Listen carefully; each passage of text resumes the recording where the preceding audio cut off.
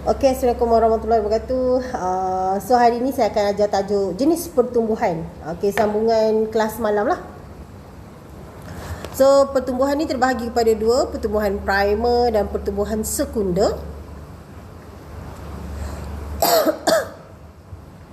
Okey, apa yang dikatakan sebagai tumbuhan primer? Semalam saya ada sebut sikit lah, cuma tak sepenuhnya. Kalau dengan kelas 5IH, iaitu pertumbuhan yang berlaku selepas percambahan dan dialami semua tumbuhan untuk panjang batang dan juga akar. Maksudnya kalau ada pertumbuhan primer start ataupun bermula daripada anak pokok, dia akan membesar menjadi tumbuhan yang matang. So sebelum tumbuhan matang tu dalam tempoh 6 bulan, 3 bulan, setahun tu, kita panggil dia mengalami pertumbuhan primer.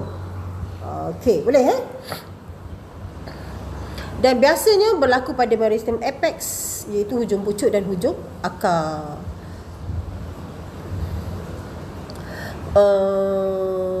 Selalunya pertumbuhan primer ni bermula apabila sel meristem pada meristem apex dalam zon pembahagian, iaitu dia membahagi secara mitosis, menambahkan bilangan sel, maka tumbuhan tadi dia akan memanjang lah, terutama bahagian pucuk. So ini ulangan yang semalam, itu sebab saya laju sikit tau. Dan diikuti dengan pemanjangan dan seterusnya pembezaan lah. Okey, ni pun tak ada. Cuma kat sini saya nak beritahu kenapa penting yang pertumbuhan primer pada setiap pokok. Tujuan dia adalah untuk menambahkan ketinggian untuk bahagian pucuk, menambahkan pemanjangan batang supaya dia boleh mendapatkan fotosintesis. Kalau bahagian akar juga sama juga, supaya dia boleh menjala jauh untuk mendapatkan air. Okay, seterusnya pertumbuhan sekunder. Okey, dia kata pertumbuhan sekunder ni berlaku pada kebanyakan tumbuhan eudicot, iaitu tumbuhan yang berkayu. Dan sebilangan kecil lah tumbuhan monokot, iaitu ada juga tumbuhan yang boleh menjalani pertumbuhan sekunder untuk menambah ukur lilit, diameter batang dan akar tumbuhan. Okey, sekejap Sebenarnya pertumbuhan sekunder ni lebih kepada tempoh hayat kita kata tempoh hayat dia lebih lama. Kalau tadi primer, tempoh hayat dia adalah pendek saja. Mungkin musim, macam contoh dia 6 musim, 6 bulan, 3 bulan, macam pokok cili, pokok jagung lah. Okey, tempoh dia pendek lah mengikut musim, ataupun paling lama pun boleh menjangkau jangka hayat sehingga 2 tahun sahaja. Okey, boleh. Manakala tumbuhan sekunder ni memang tempoh hayat dia lama. Contoh pokok durian. Pokok durian awak tengok kan, dia boleh beradaptasi untuk dalam tempoh yang lama. Kadang-kadang tu dia punya buah dia sendiri boleh boleh berubah bentuk daripada buah durian kampung dan menjadi buah durian. Awak pernah tengok kan, D24, D32, betul ke? Bersangking. Sebenarnya dia berasal daripada durian yang biasa. Okey, so sebab dia boleh beradaptasi pada tempoh yang lama dan dia juga boleh berubah bentuk. Dan awak kena tahu lagi satu, pertumbuhan sekunder ni sebelum nak jadi sekunder, dia mesti menjalani pertumbuhan primer. Okey, lagi satu kamu boleh nampak contoh pokok pertumbuhan sekunder ni. Contoh dia pokok balak, pokok meranti, yang mana batang dia besar-besar kan. Itu dia kata boleh menambahkan diameter batang, ukur lilit. Nampak ni kan? Ini contoh batang pokok yang menjalani pertumbuhan sekunder. Ada setengah negara yang menjalani, yang ada 4 musim, sejuk, panas, hujan, luruh. Kita boleh nampak dekat dia punya batang tu gelang tahunan. So daripada gelang tahunan tu kita boleh anggar berapa umur pokok tersebut. Contoh dia ni kan, ni 1, 2, 3, 4, 5. Contoh pokok dia ada 5 tahun. So kalau 5 tahun maksudnya dia pertumbuhan sekunder lah. Faham? Okey, cambium vascular. Meristem lateral ni adalah meristem yang terdapat pada batang. Terdiri daripada cambium vascular dan cambium gabus. Cambium vascular ni terletak di antara tisu phloem dan tisu xylem. Okey, saya buatlah tisu vascular. Lepas tu kat tengah-tengah ni adalah kita kata terletak dalam cambium vascular. Ini tisu cambium. So ini xylem dan ini phloem. Faham? Cambium gabus terletak di bawah lapisan epidermis. Cambium gabus, epidermis di bahagian luar ini epidermis, dan ini adalah cambium. Warna coklat dalam ni adalah cambium gabus.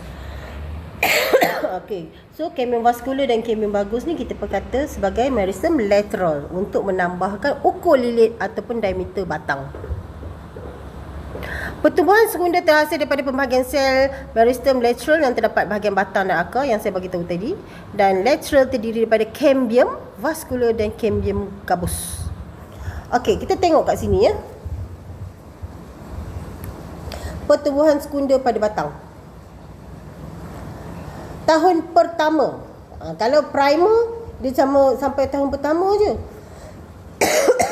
Kita akan nampak cambium vascular dia terdiri daripada xylem primer dan juga phloem primer. Boleh? Okey, contohnya saya ada batang. Okey, tahun pertama dia mula membentuk. Okey, kita panggil sebagai xylem primer. Yang belakang dia phloem primer. Tahun kedua, ya, dia menjalani pembahagian sel, iaitu di bahagian cambium, maka dia akan membentuk pertumbuhan sekunder, yang mana xylem primer tu telah membahagi. Dah ada xylem sekunder, dah ada phloem sekunder. Okey, so xylem sekunder dia akan membahagi di bahagian atas. Bahagian yang baru ni kita panggil xylem sekunder. Pak, phloem, mana phloem? Okey, phloem tadi bahagian sini kan? Nampak phloem primer tadi sini. So phloem sekunder akan membahagi di bawah phloem primer. Nampak? Ini phloem sekunder bahagian ni. Dan ini adalah phloem primer. Boleh? Okey. Tak apa, nanti saya lukis lagi sekali. Okay. Kat sini jelas sikit kot. Kalau kita nampak kat sini ya. Dia kata pertumbuhan sekunder bermula apabila cambium vascular membahagi secara mitosis dengan aktif. Pada asalnya tahun pertama nampak dia hanya ada xylem primer dan phloem primer. Manakala masuk pada seterusnya, sel dalam gelang cambium membahagi ke arah dalam membentuk xylem yang baru dan ke arah keluar membentuk phloem yang baru. Tisu xylem yang baru akan menjadi xylem sekunder dan phloem yang baru akan menjadi phloem sekunder. Nampak ni? Okey, yang bahagian dalam warna coklat gelap itu adalah xylem primer. Lepas tu diikuti dengan xylem sekunder. Lepas tu diikuti dengan phloem sekunder dan phloem primer. Itu yang dia kata tadi. Yang mana ayat dia? Dia kata dalam gelang cambium ni dia akan membahagi ke arah dalam membentuk xylem yang baru dan ke arah luar membentuk phloem yang baru. Xylem baru akan menjadi xylem sekunder dan phloem baru akan menjadi phloem sekunder. Maksud dia macam ni. Saya lukis balik okey. Okey, ni first ini second year, ini first year. Okey, first ini xylem primer. Bila ni masuk second, saya buat satu. Saya buat yang ni je. Okey, saya buat ni. Okey. Yang paling dalam ni tadi xylem.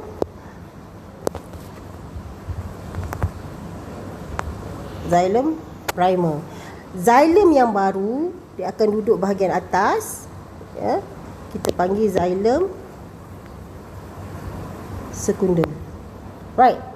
Manakala flowum tadi bahagian luar kan, flowum yang paling luar ini kita panggil flowum primer, dan flowum yang bahagian dalam membentuk flowum sekunda. Boleh? Senang cerita macam ni. Yang mana jauh ke dalam daripada kamu, jauh kat dalam itu adalah flowum primer.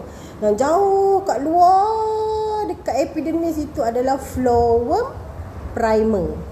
Yang baru dia akan membentuk di atas dia, kalau flowum di bawah dia. Okey, boleh?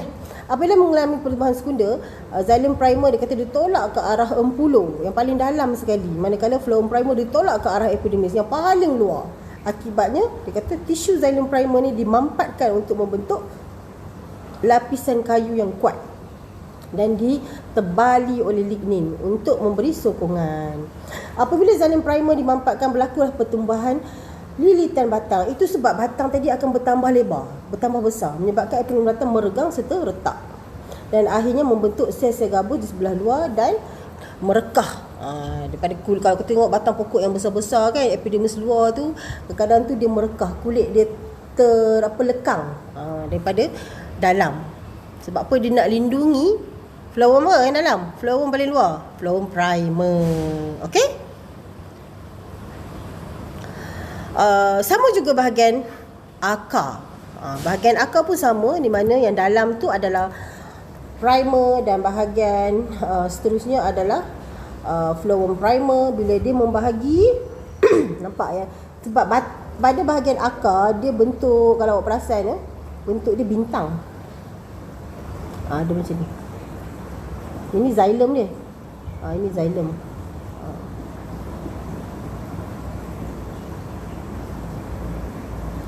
So kat bahagian luar ni adalah flowum. Okey.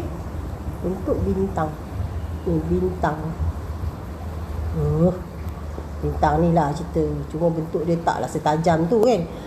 Okey. So bila dia membahagi membentuk xylem sekunda dan xylem dan flowum sekunda, nampak yang paling dalam xylem primer, lepas tu diikuti bentuk yang kedua xylem sekunda, lepas tu yang paling dalam flowum sekunda dan diikuti oleh flowum primer. Cuma bentuk sahaja lain. Macam tu. Okey, ni cantik kan, nampak? Okey, kat Malaysia kita tak ada macam ni, sebab Malaysia ni kita tak ada negara yang bermusim, hujan sepanjang tahun, sampai kita tak boleh nampak gelang tahunan tu dengan ketara. Tetapi kat negara yang bermusim, kita boleh nampak clear. Contoh dia kan, xylem sekunda gelang dia berwarna cerah. Sebab apa? Pada musim bunga. Pada musim bunga dia dapat banyak cahaya matahari, so kita nampak gelang dia cantik, cerah. Okey, xylem sekunda berwarna gelap pada musim panas. Sebab apa? Kurang air yang diperolehi, daun banyak gugur, so kita nampak dia punya gelang tu gelap sedikit. Itu perbezaan lah untuk negara yang beriklim. Untuk beriklim sejuk, panas, bunga dan juga luruh. Okey, ada gelang yang tebal, ada gelang yang nipis kan, ada yang jarak-jarak, ada yang rapat-rapat. Kalau awak nampak, okey, contoh dia kan, pada ni tahun pertama, tahun kedua, tahun ketiga, nampak tak dia punya gelang ni, lebar lah. Lebar tu maksudnya dia dapat air yang banyak pada tahun tu, mungkin hujan berlaku. Okey, kalau kelebaran dia tu nipis ya, contoh tahun ketiga, keempat, kelima, keenam, ketujuh, nipis maksudnya tu musim panas. Musim panas dia kurang air yang dia dapat.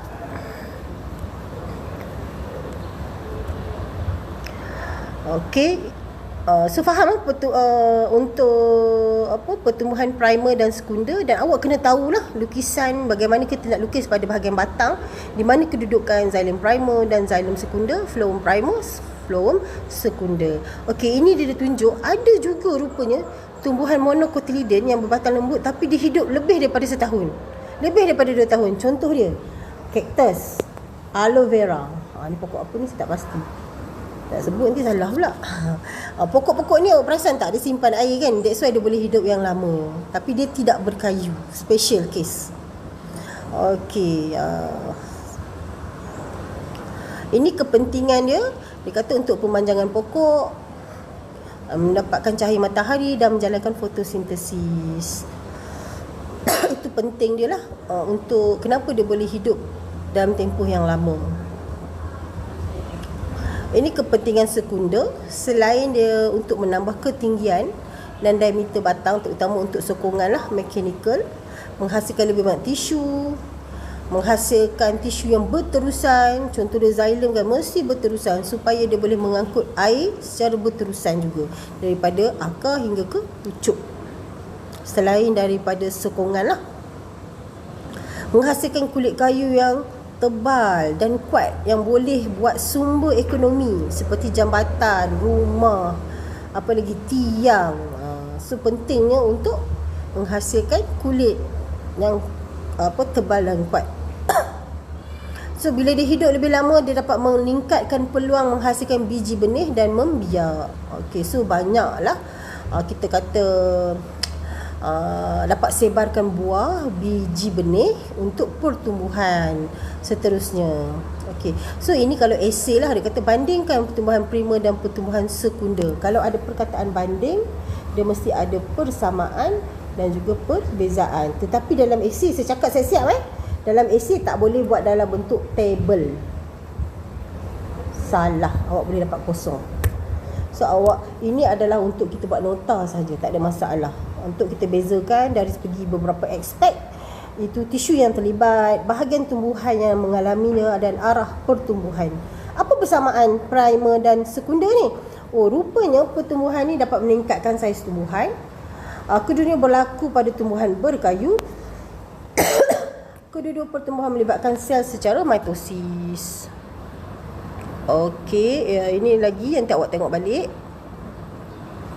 Ini kepentingan dari segi ekonomi, nampak tumbuhan berkayu, tumbuhan sekunder dapat menghasilkan produk perabot kayu jati. Mahal kan. Selalunya kalau murah tu mesti bukan kayu jati. Itu mesti kayu kayu-kayu biasa je. Kalau kayu jati, dia sebut produk kayu jati memang mahal. Sebab dia tahan lama. Anak-anak pun tak berani nak gigit dia, sebab dia ada sejenis bahan yang ada bau yang boleh mengelakkan daripada anak-anak merosakkan dia. Kuat, keras, sesuai digunakan, nampak. Okey, ni dari segi pertumbuhan sekunder dari segi ekonomi. Okey, menghasilkan resin dan minyak. Resin tu minyak wangi. Bahan ini dapat dikomersial seperti varnis, pelekat, minyak wangi dan ubat-ubatan. Okey, dari segi lain juga nampak kan, kalau dia berbunga, berbuah, dapat jadikan sebagai sumber ekonomi dan pendapatan, dan ada juga sebagai hiasan. Okey, macam bonsai kan, orang buat hiasan, mahal kot bonsai. Kalau berbuah dapat kita ekspor, sumber pendapatan negara. Okey, yang tadi tu adalah semua kepentingan pada pertumbuhan primer dan pertumbuhan sekunder. Okey, so boleh boleh faham ini adalah lengkung pertumbuhan. Maksudnya kalau tumbuhan tu semusim, hidup dia tak lama, paling lama pun setahun atau 2 tahun je, lepas tu dia mati, kita tanam balik. So kita nak tengok lengkung dia macam mana. Okey, bentuk dia lah. Ni dwi musim, maksud setahun dia boleh hidup 2 kali. Itu termasuk untuk akar dan batang. Manakala pembiakan pertumbuhan kedua adalah pembiakan. Okey. Ni pun sama. Ini musim lah. Musim bunga berbunga, musim luru dia luru. Tumbuhan saka, ni bukan hantu. Saka. Tumbuhan saka ni tumbuhan dia hidup lebih lama. lebih daripada 2 tahun, jangka hayat yang panjang, keadaan spesies dan keadaan selalunya dikategorikan kepada berkayu saka dan tumbuhan herba saka. Maksudnya kalau hidup lama tu memang dia, kita kata tumbuhan saka lah. Okey, ni nampak lengkung dia. Lengkung. Kalau kita nampak ini masa dia, okey, dia akan meningkat dan pada satu tempoh tertentu dia akan menurun. Okey, kita tengok C ya, jisim mala, penurunan jisim kering. Okey, penurunan jisim kering disimpan dalam cotyledon, maksudnya dia di bawah 10. Pada waktu ni dia belum jadi pokok lagi. Ini pada biji benih. Itu sebab dia adalah rendah. Peringkat B, bila kita ukur dia ada peningkatan. Kita ukur dari segi jisim, kita bukan ukur daripada ketinggian. Kita cabut pokok tu dan kita panaskan dalam oven supaya dia dalam hilang air dia, supaya kita ukur dari segi jisim kering. Berlaku peningkatan pertumbuhan dengan cepat disebabkan tumbuhan tersebut menjalankan fotosintesis. Manakala kalau kita perasan dekat sini dia malar. Sebab apa? Pertumbuhan sifar dia dah matang, dia dah dewasa lah kalau manusia tu kita kata. Dia dah tiada lagi pertumbuhan. Dia hanya menggantikan sel-sel yang mati saja. That's why dia malar. Dan pada peringkat D, kita kata jisim kering dia menurun, perlahan-lahan disebabkan oleh penuaan. Selalunya berlaku keguguran dan selalunya tiada lagi buah, hanya penyebaran biji benih sahaja. Okey, dua musim, dua lengkung sigmoid. Okey, musim pertama dia hasilkan daun, berlakunya fotosintesis. Selalunya makanan disimpan dalam umbisi. Umbisi tu ubi. Dan pada pertumbuhan kedua, ini pertama dan ini kedua, dia kata makanan disimpan untuk menghasilkan bunga dan biji benih. Okey, tumbuhan saka. Nampak? Pertumbuhan sepanjang tahun. Okey, berbentuk sigmoid sepanjang hayat, tinggi, keamatan cahaya yang tinggi, kadar pertumbuhan menurun pada musim sejuk. Itu sebab dia ada macam ni. Naik, maksud dia buat macam ni. Turun musim sejuk. Lepas tu naik balik. Macam tu. Dia turun naik. Tapi pertumbuhan dia sepanjang tahun. Tak berhenti-henti. Okey. Tamat bab 1. Okey? So, kalau tak faham, ulang lagi. Kalau tak faham juga, boleh direct message pada saya dan boleh ulang kaji pada Chinese New Year. So, selamat bercuti semua.